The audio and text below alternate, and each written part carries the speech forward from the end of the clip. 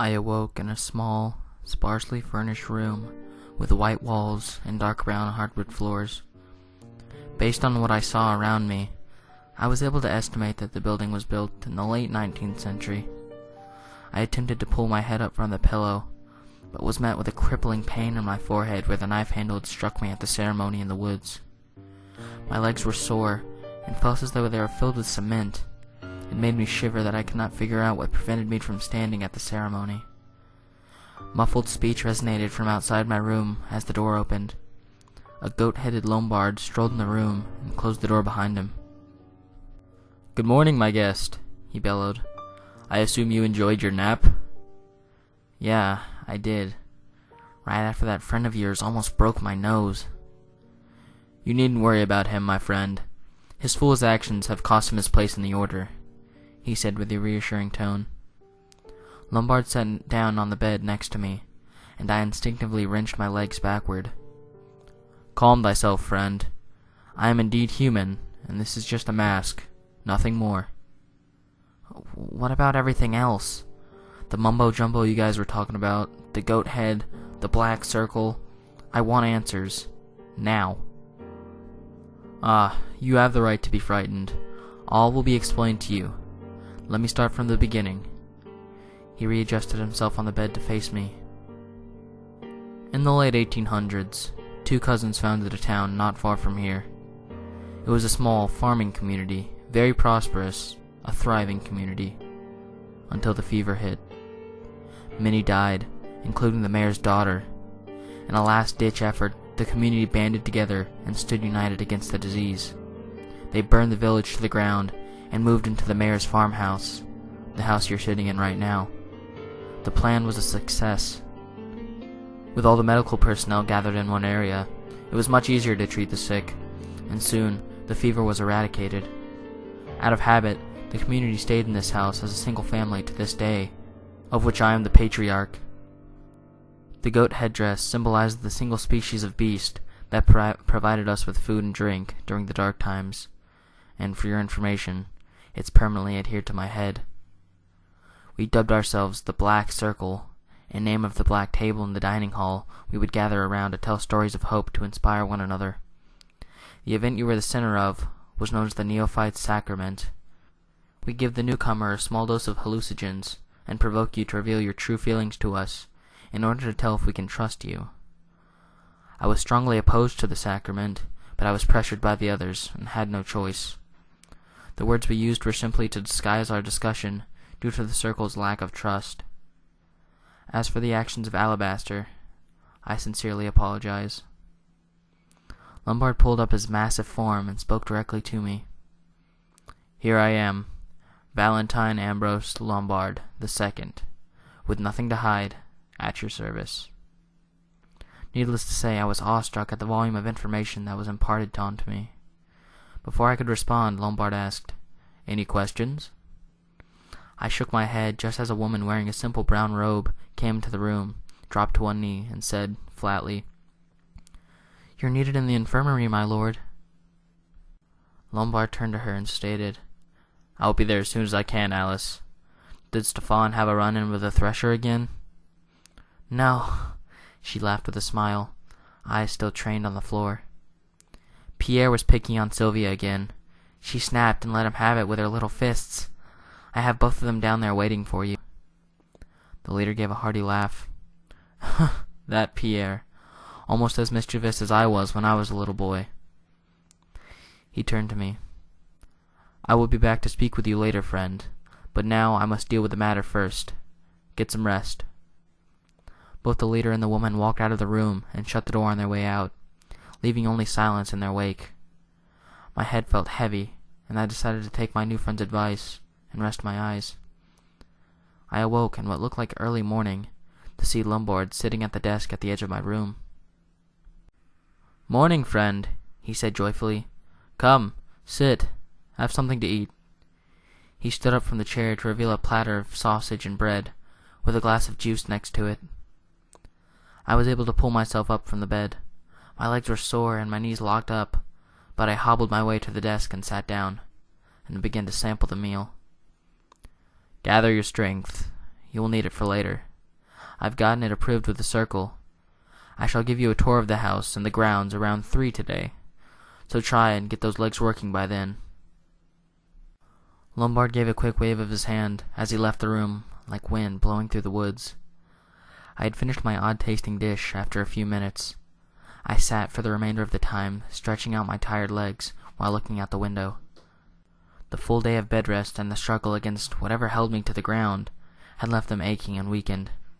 An expanse of farmland spread out in front of me, ending at a dense forest with a dirt road lined in torches leading up to the house.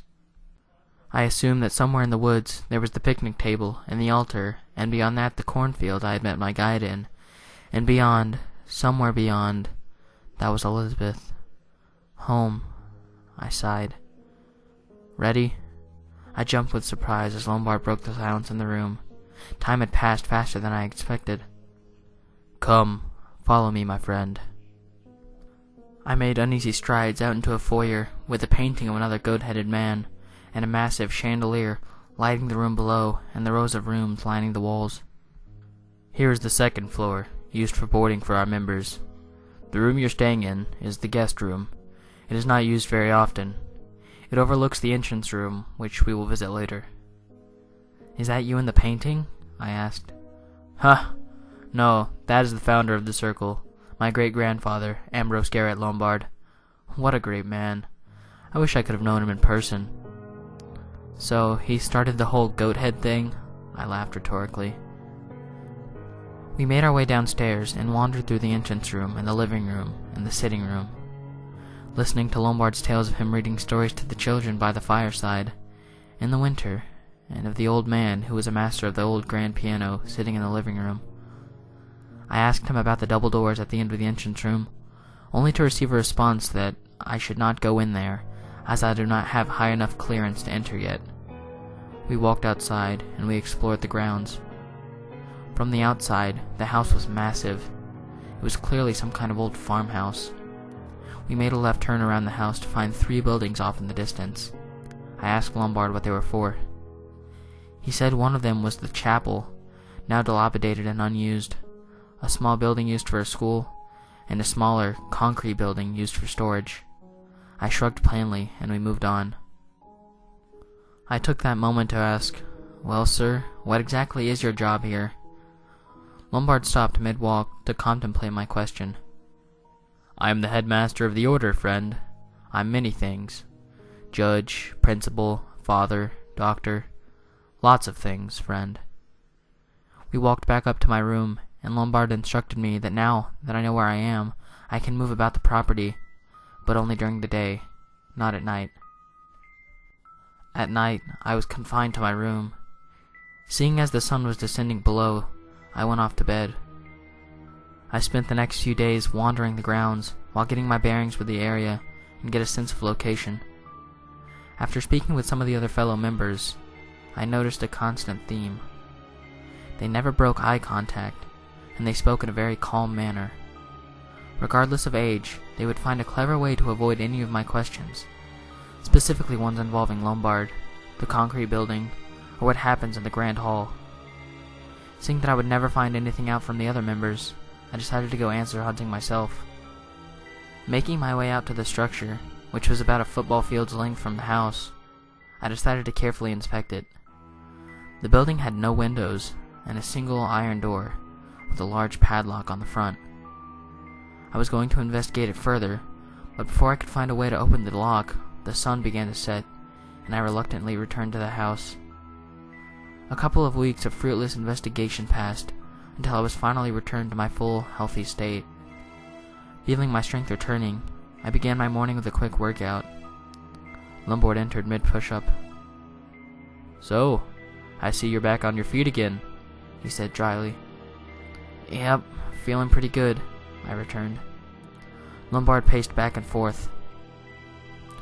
"I imagine you will want to go home soon." I stood up and looked at the tree-like figure. "Yeah, I suppose. I miss Elizabeth quite a bit, and I want to make amends." Good. "Robert, if you could stay just one more week. We feel like you've become a member of the family around here. and we wish to perform a departure ritual this Sunday, just to say goodbye. You've been one of the kindest outsiders we've encountered in a long time." I walked up to the goat-headed giant, looked him in the eye like he'd done many times to me before, smiled and said, "I would be honored, friend." That night, just before sundown, Lombard drifted once more into my room.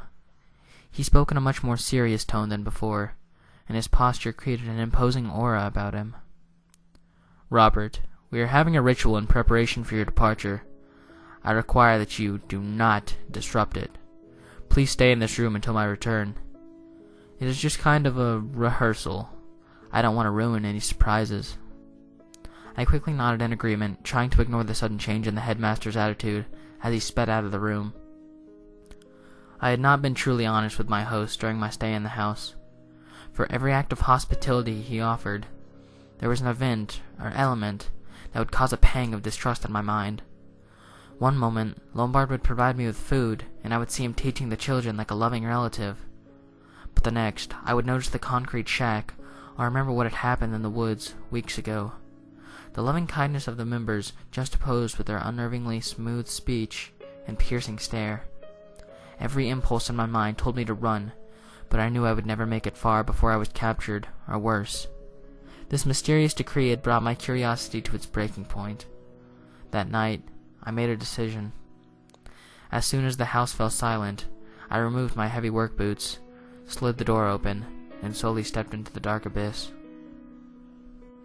Since I had been climbing trees in my neighborhood park since childhood, the challenge of scaling the banquet hall's walls came easily to me. After making my way down the stairs, through the foyer, and out of the other door without so much as a sound, I was impressed with my sneaking abilities. I ran around to the side of the hall and began my ascension. The climb was easy enough. Several chunks were missing from the old bricks, creating excellent handholds. It wasn't long before I found myself on the roof. From the inside, I could hear the same droning sound that I had heard my night in the woods. I desperately searched for a way inside when I came upon a small hatch that led to a ladder that dropped off in kind of a storage attic. Hunkering in next to some old boxes, I was able to hear and see the events unfolding below me with startling clarity through large cracks. A crooked grin grew across my face as I anticipated the truth. The crowd of the hooded worshippers' drones hushed as the mammoth Lombard took the stage next to an eerily familiar altar. He raised his hands like the night we first met, as he spoke with gusto. "Ladies and gentlemen of the Black Circle, I gather you once again to bring praise to Sekra, and to celebrate the presence of the Pale, whose life shall meet its beautiful end in the evening of this coming Sunday." The crowd roared with approval. "My friends, I sincerely apologize for the—" Lombard growled under his breath, "interruption a few weeks ago." The audience erupted into a shower of boos and shouting. Now, my children, I have planned a rehearsal of sorts, to show you all how we shall deal with the wretched Pale, and drive this scourge from our beautiful order. I present to you the man who is to blame for the delay, Brother Alabaster." Each member howled with joy as they pulled a blindfolded man, naked save for a loincloth, with numerous strange tattoos adorning his chiseled torso, into the room and onto the altar. I felt my dinner rise in my throat. 3 men in red cloaks fastened the man's arms and legs to the altar as Lombard reached into his chest behind him. Alabaster was sobbing with fear, and his pleads for help became incoherent screams as his limbs were restrained, until one of the men in red wrapped a piece of cloth over his mouth to silence him. Lombard spun around at lightning speed and raised a shimmering dagger above his head.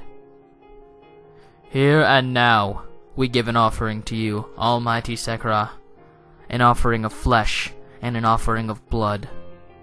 Alabaster was writhing now, the altar glistening with sweat and blood welling at the corner of his mouth as he struggled to cry out.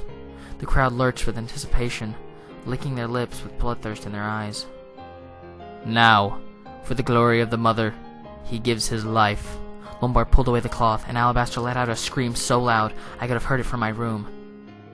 "Help me!" The gag was pulled back, and he was struck across the face. They pulled the cloth back again, and he cried, "For the glory of the Mother, I give my life." Without hesitation, Lombard drove the blade into the man's abdomen as he resumed screaming with pain and fear. The headmaster made a long cut up the stomach. I could hear bones cracking and flesh ripping as the man moaned in agony. Liquid scarlet spattered the headmaster's hands as it spouted from the gaping wound. Lombard tossed the bloodied knife aside. He then plunged his hands into Alabaster's twitching body and wrenched his arms upward several times until what appeared to be a liver was ripped away. I nearly vomited. Lombard held the dripping organ above his head and shouted, "For the glory of Sekra!" He plunged the hunk of flesh into his mouth like a wild beast. The crowd cheered with jubilation at the unholy sight. The corpse was unbound and dragged off into the side room. I stared unblinkingly as past my feelings of my seemingly kind friend shattered. Before I could process what was going on, I heard Lombard address the members. "No one is to speak of this to our guest, and regarding the pail, I'm going to see how our friend is doing," he said with a chuckle as the cloaked men and women overflowed with laughter. I was back on the roof before Lombard could leave the stage.